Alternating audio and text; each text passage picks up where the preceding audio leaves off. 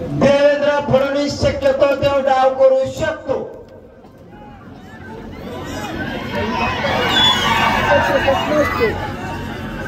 मग महाराष्ट्रातल्या मराठ्याला सांगतो, तुमचं लेकरू म्हणून मुंबईला चाललोय. महाराष्ट्रातल्या 6 कोटी मराठ्यांवरती गुलाल टाकायचा. आता मी माघारी येणार नाही. आपल्याला कोणी आडमट समजू नये म्हणून आपण त्याला 2 वर्षाचा वेळ दिला, थोडा वेळ नाही. माझ्यात आणि माझ्या मराठा समाजात आता संयम राहिला नाही. आम्ही आरक्षण घेणार तेव्हाच मागे फिरणार आणि ते पण ओबीसीतूनच, इकडून तिकडून नाही.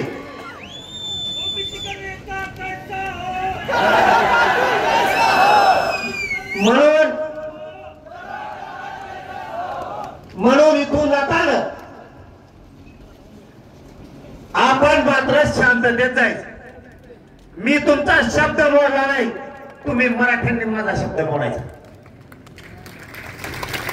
शांततेत मुंबईत आंदोलन होणार, पण आरक्षण आता घेऊन येणार. वाशी फिशी नाही, वाशी नाही, फिशी नाही. आणि थांबत रस्ता धडक जात असतो आणि तुम्ही रस्ते बसते अडीतात. मराठ्याला वेगळेच रस्ते मध्ये माझ्या आधी ते आपण मैदान होते. त्याला आपल्याला ते काय कमी नाहीत. आणि जर शहाणे असले तुमची यासाठी काही शियाडी असली, तुम्ही नुसते लोक बघा म्हणा फडणवीस साहेब पुढे पुढे उभा आता पातळ्यातून गोळीतून बाळीतून परत एकदा सांगतो, फडणवीस साहेब तुमचं माझं शत्रुत्व नाही, माझ्या समाजाचा नाही. मराठ्याच्या नादी लागू नका बरं, तुम्हाला सांगतो.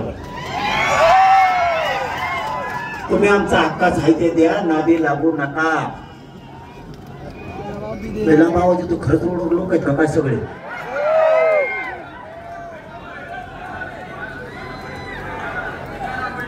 चौकात चौकात मग ते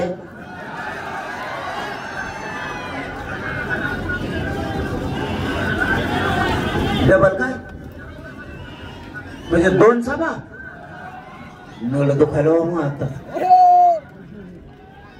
मी बरोबर करतो. रोडवर जेवढे बांधव आहेत ना, बांधवांना तुम्हाला आवाज येतोय का? मी तिकडे येतो थोड्या वेळात, टेन्शन घेऊ नका तुम्ही. बसा जागेवर घ्या. आता पर्याय नाही दुसरा. आता सगळं हवे रोड लोक आहेत म्हणलं की 3 किलोमीटर येते का आणि काय सगळं मिळून. अरे बरं हो, तुम्ही म्हणता तिकडे या, तिकडे आल्यावर 3 किलोमीटर खरं दिसेल बरं मी तुम्हाला. मग घोषणा पडून येत्या. इथले थांबा बरं, मंडपातले थांबा. आपण त्यांच्या घोषणा रोडवरच्या मंडपातल्या घोषणा देऊ नका. किती आवाज येतोय?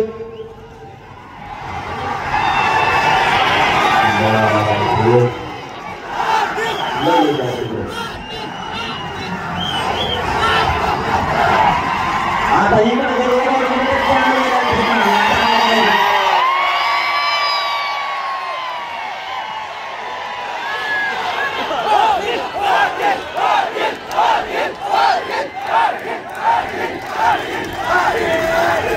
मंदिराच्या शिखरावर मारो का? शिखरावर